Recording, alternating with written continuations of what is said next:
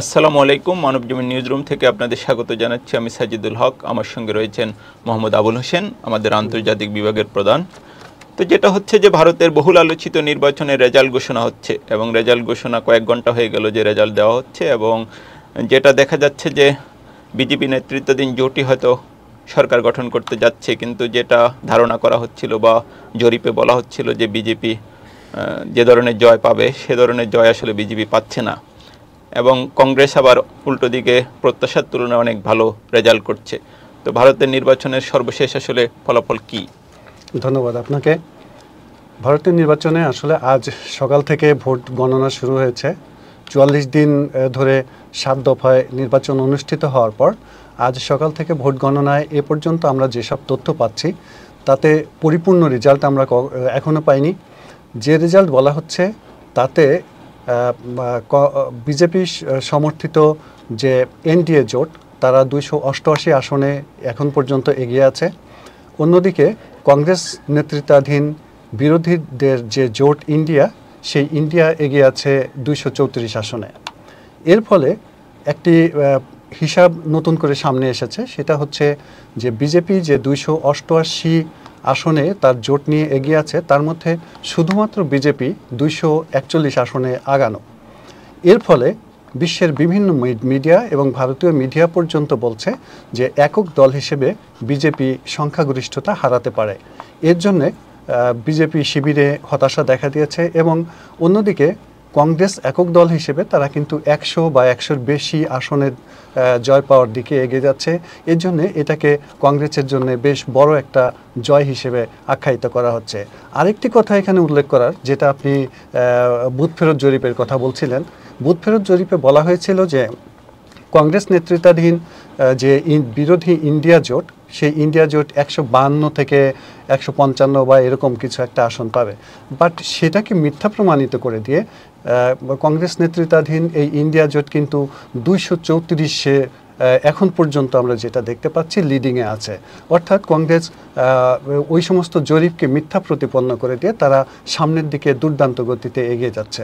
তো যেটা আসলে গত কয়েকটি নির্বাচনে আমরা দেখেছিলাম যে বিজেপি নরেন্দ্র মোদীর যে নরেন্দ্র মোদী এবং বিজেপি একটা সমার্থক শব্দে পরিণত হয়েছিল, এবং বিশেষ করে মোদীর জনপ্রিয়তায় ভর করেই বিজেপি বারবার নির্বাচনে জয়ী হয়েছে বিভিন্ন নির্বাচনে।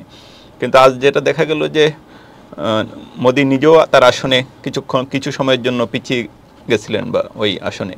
তো এখন দেখা যাচ্ছে যে এবার নির্বাচনে কি মোদীর সেই ইমেজটা আগের মতো নেই? আসলে ঠিকই বলছেন। এই প্রসঙ্গটা কিন্তু আমি একটু আগে এনডিটিভিতে এবং টাইমস অফ ইন্ডিয়াতে দেখছিলাম। সেখানে এই কথাগুলোই বলা হচ্ছে যে মোদী ২০১৪ এবং ২০১৯-এ বিজেপিকে যেভাবে জিতিয়েছেন সেখানে তার ব্যক্তি ইমেজ বড় হিসেবে কাজ করছে, কিন্তু এবার তিনি বিভিন্ন কারণে সেই ইমেজটা হয়তো ধরে রাখতে পারেননি। তার মধ্যে বিভিন্ন ইস্যু আছে। সেটা হতে পারে আপনার এখানে কৃষক বিরোধী আন্দোলনের একটা ইস্যু আছে, তারপরে আপনার সিএএ অর্থাৎ নাগরিকত্ব সংশোধন আইন নিয়ে ওইখানে একটি বিশেষ গোষ্ঠীর বিরোধিতা করার প্রসঙ্গ আছে, এবং নির্বাচনী প্রচারণার সময় ধর্মীয় বিষয়টাকে ব্যবহার করার একটা তীব্র অভিযোগ আছে। এসব কারণে তার ব্যক্তি ইমেজটা এবার অনেকটা ক্ষয়ে গেছে বলে অনেকে মনে করছেন। আরেকটা যেটা আমরা আলোচনাটা দীর্ঘ করব না, যেহেতু পুরো রেজাল্ট এখনো আমরা পাইনি, পেলে হয়তো আমরা আবার আলোচনা করব। আমাদের যে প্রতিবেশী ভারতের যে পশ্চিমবঙ্গ, সেখানে আসলে ওই যে জরিপ বলছিলেন, সেখানে মনে করা হচ্ছিল যে বলা হচ্ছিল যে বিজেপি সংখ্যাগরিষ্ঠতা পাবে, কিন্তু এখন যেটা দেখা যাচ্ছে যে তৃণমূল কংগ্রেস আসলে অনেকটা একক সংখ্যাগরিষ্ঠতা পাচ্ছে পশ্চিমবঙ্গের যে আসনগুলো। হ্যাঁ, এই সামান্য ২-১ মিনিট আগে আমি দেখছিলাম রিপোর্টটা। সেটা হচ্ছে যে কালীঘাটে অর্থাৎ আপনার পশ্চিমবঙ্গের মুখ্যমন্ত্রী মমতা ব্যানার্জির বাসভবনে কিন্তু তৃণমূল নেতাকর্মীদের ঢল নেমেছে। সেখানে তৃণমূল নেত্রী বা পশ্চিমবঙ্গের মুখ্যমন্ত্রী মমতা বন্দ্যোপাধ্যায় এবং তার ভাতিজা অভিষেক বন্দ্যোপাধ্যায় তারা মিটিং করছিলেন যে এর পরবর্তী পদক্ষেপ কী হবে।